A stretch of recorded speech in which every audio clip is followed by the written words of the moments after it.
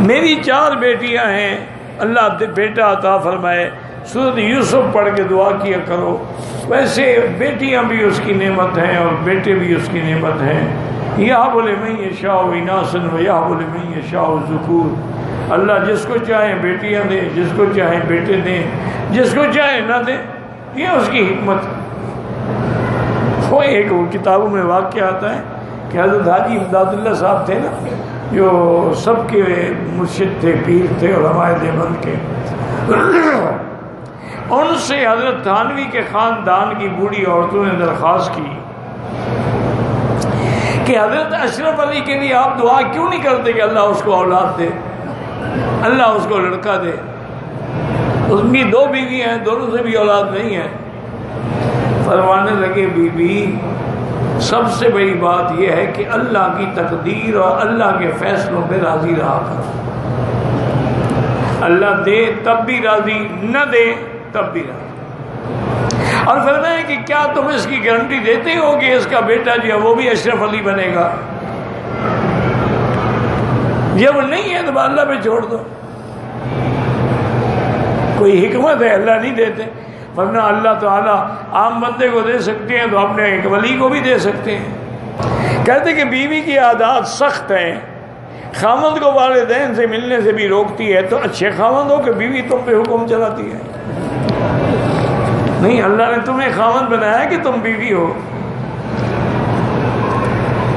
اگر تم تو بیوی ہو تو پھر اسی طرح لعن تان سہتے رہو، گزارا کرو۔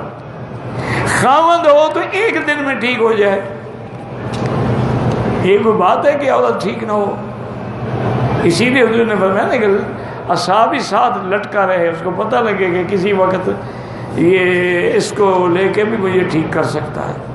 باقی اللہ سے دعا مانگا کرو، اللہ اس کو بدخلقی سے بچائے، اللہ اس کو بد زبانی سے بچائے۔ سچی بات یہ ہے کہ جس گھر میں عورت صالحہ ہو، دیندار ہو، خاوند کی فرما بردار ہو، وہ گھر جنت ہوتا ہے، اور جس گھر میں عورت بد زبان ہو وہ گھر جہنم بن جاتا ہے۔ نہ دن کو سکون ہے نہ رات کو سکون۔ وہ ایک مولوی صاحب تھے، وہ کہتے ہیں حضرت باہر کا جو جن ہے نا اس کا علاج ہو سکتا ہے، لیکن بستر کے اندر والا جن اس کا علاج کیا کریں؟ وہ تو ہر وقت ساتھ ہے نا۔ تو بہرحال اس کا علاج یہی ہے کہ اللہ سے دعا مانگیں، اللہ اس کو بد زبانی سے محفوظ رکھے۔ اور جو عورت خاوند کے خلاف بد زبانی کرتی ہے اس کے لیے اللہ کے عذاب کا بڑی سخت خطرہ ہے، وہ توبہ کرے، استغفار کرے۔ ہر قسم کے لوگ ہوتے ہیں، کہیں خاوند سخت ہے، کہیں بیوی سخت ہے۔ خوش نصیب ہیں جن کے گھروں میں عدل ہے، انصاف ہے۔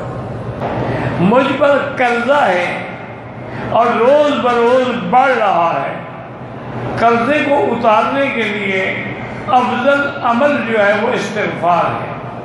استغفر اللہ الذی لا الہ الا هو الحی القیوم واتوب الیہ۔ اللہ کا قرآن میں وعدہ ہے یمددکم باموال وبنین۔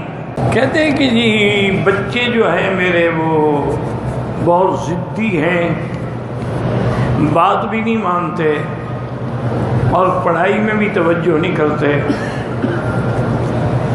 سب سے پہلی بات تو یہ ہے میری بیٹی کے صبح و شام آیت الکرسی پڑھ کے ان پہ دم کیا کریں۔ آیت الکرسی جو ہے یہ ایک عظیم نعمت ہے اللہ کی، اس میں اسم اللہ الاعظم ہے، ایسا اسم اعظم ہے الذی اذا دعی بہ استجاب، کہ جب مانگو تو ملتا ہے۔ لیکن شرط یہ ہے میری بیٹی کہ آپ پہلے کسی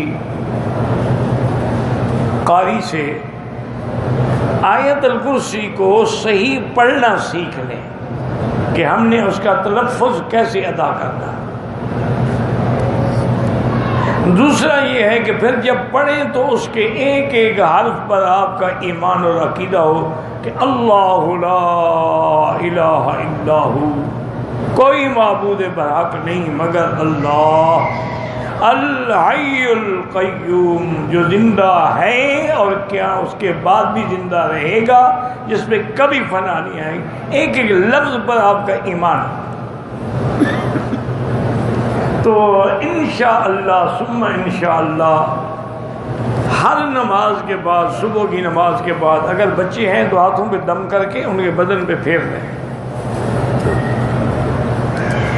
اگر وہ نہیں ہے، مثلا مدرسے چلے گئے، تو آپ پڑھ کے دم کر دیں،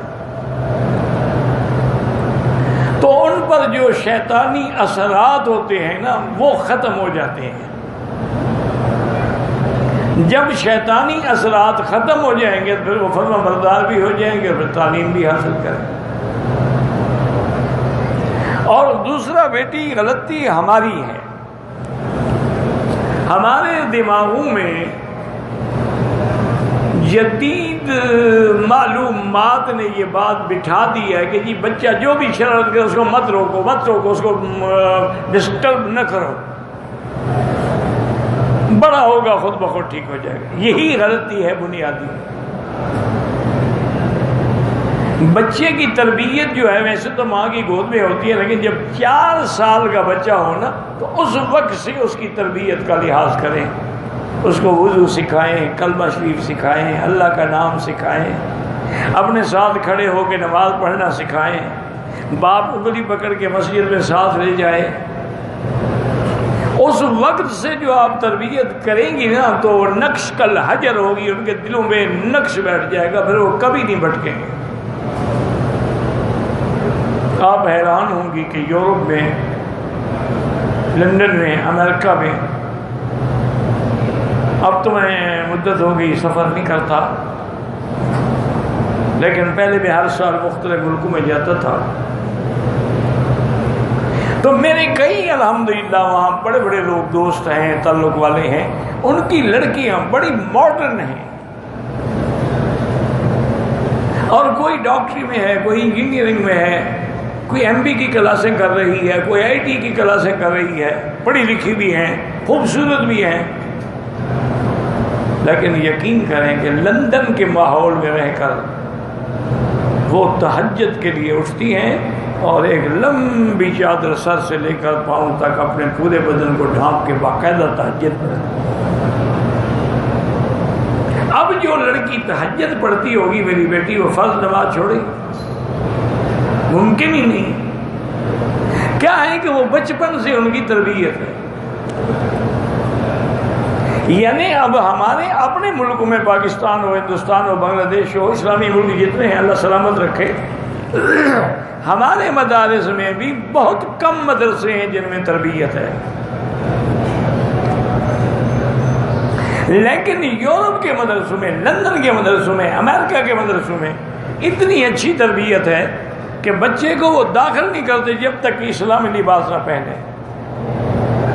نیچے پاجامہ ہوگا اور چھوٹی پنڈلی تک اس کا کرتا ہوگا، اگر سردیاں ہیں تو گرم کپڑے کا ہوگا، اور سر پہ ٹوپی ہوگی، پھر پگڑی ہوگی باقاعدہ۔ ان کا یہ یعنی یونیفارم ہے، لباس ہے، اس کے بغیر وہ داخل ہی نہیں کرتے مدرسے میں۔ اور پھر یہ قاعدہ ہے کہ جو بچہ 2 نماز کی جماعتوں میں غیر حاضر ہو جائے اس کو مدرسے سے نکال دیا جاتا ہے۔ اور تیسری وجہ یہ ہے کہ انہوں نے اپنے مدرسے کی مسجد میں انتظام کیا ہے کہ 3 لڑکے جو ہیں بالغ عاقل فاہم جو ہیں وہ اعتکاف میں بیٹھیں گے۔ وہ ایک دن ختم ہوگا تو پھر دوسرے 3 طالب بیٹھیں، یعنی کوئی دن اعتکاف سے بھی خالی نہ ہو۔ تیسرا انہوں نے یہ اہتمام کیا ہوا ہے کہ مغرب کی نماز اور عصر کے عشاء کے درمیان تمام طلباء کو بٹھا کے باقاعدہ سورۃ الواقعہ کی تلاوت ہوتی ہے، اور پھر اللہ سے دعا کی جاتی ہے کہ یا اللہ ہمیں، ہمارے طلباء کو، ہمارے مدرسے کو، ہماری ضروریات سے کسی بندے کا محتاج نہ کرنا، اپنے خزانہ غیب سے رزق کرنا۔ یقین فرمائیں وہ کہتے ہیں کہ ہر سال ہمارا بجٹ بچ جاتا ہے، ہم دوسرے مدرسوں کو بھیجتے ہیں. تو میری بیٹی جب تک تربیت نہ ہو پھر بعد میں رونے سے کوئی فائدہ نہیں ہوتا. لیکن بہرحال اب بھی کچھ نہیں بگڑا, آپ کو احساس تو ہے نا. تو اس لیے آیت الکرسی میں زور دیں, یہ اللہ کی بہت بڑی نعمت ہے, اس میں عزم ہے, ہر مشکل کا اس میں حل ہے. کوئی بھی مشکل ہو آیت الکرسی پڑھو.